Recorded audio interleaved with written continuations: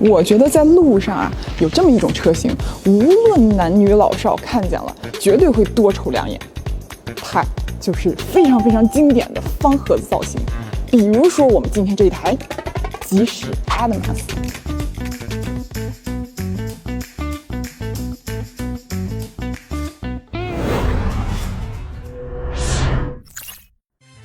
咱们先来说说它的名字。那 Adamance 呢？这个词其实直译过来就是这个世界上最坚硬的物质，就是你求婚必备物品啊，钻石。那你也可以想象到，这么坚硬的东西跟这台车匹配度还是非常高的。那其实这台车它就可以看作是吉时01的换新版，所以整体的形象没有太多的变化，就还是这种方方正正的方盒子造型，而且用到了很多这种直角的设计元素，比如说中网框，比如说后视镜，然后各种门板处啊，然后包括尾灯，就是显得非常硬派越野的感觉。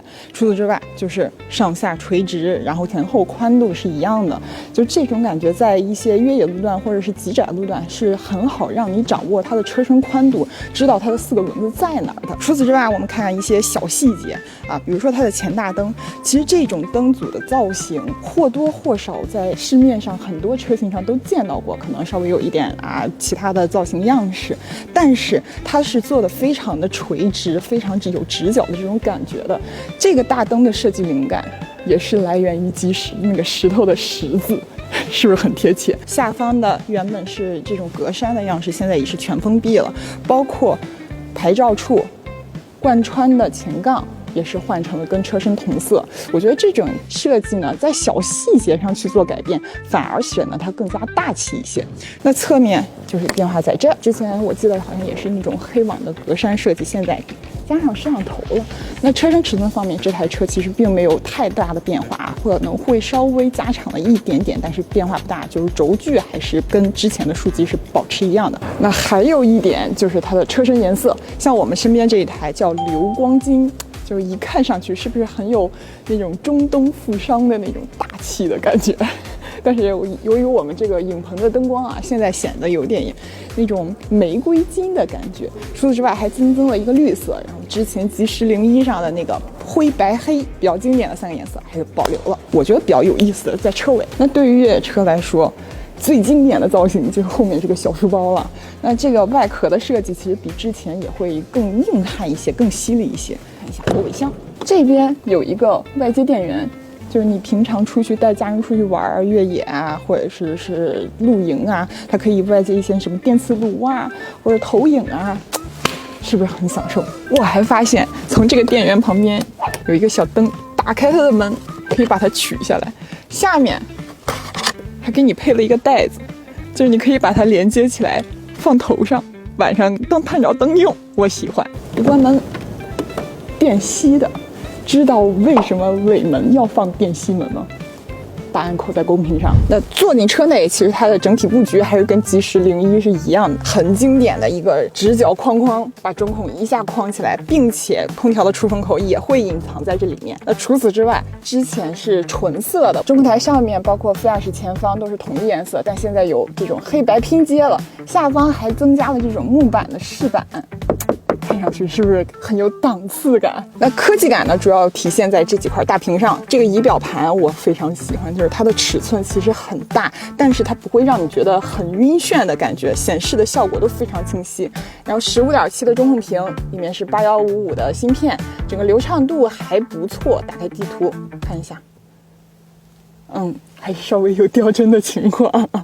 里面的应用呢，也是比较我们常见的，什么各种音乐啊，然后包括视频呀，都可以在这里面看，而且还有什么录音模式、小气模式、宠物模式。那对于这台车来说，我更喜欢的是它的座椅，皮质 Nappa 的填充木，贼厚实，还有个头枕啊，就这种头枕，我不知道为什么就特别喜欢，一上去，就很享受。那这台车其实现在也是提供6座版和7座版，7座版就是2+2+3嘛。闪现到后排感受一下。那坐在后排就得看点什么冰箱、彩电、大沙发的配置了。首先冰箱在这儿，点开，它其实只有0上的温度，但是0度你其实夏天喝已经很爽了。好，再往上瞧，后排娱乐屏，它的尺寸其实是跟中控屏一样的，但是放在后排呢，会稍微有一点点显小。那整个流畅度啊、响应速度啊，都还是很快的，并且它可以外接 Switch 或者是 Xbox， 周末出去一越野，跟着好朋友一起从这踢个实况，嘿嘿，想想是不是就很爽？那我们这台车呢是一个7座布局的。先感受一下它的空间，前面已经放到我比较合适的位置。那前排腿部留个微微一拳吧，其实不太到一拳的位置。调整一下，再去第3排看看。我这个178的大个儿会不会进第3排很狼狈呢？哎，还好，过道够宽。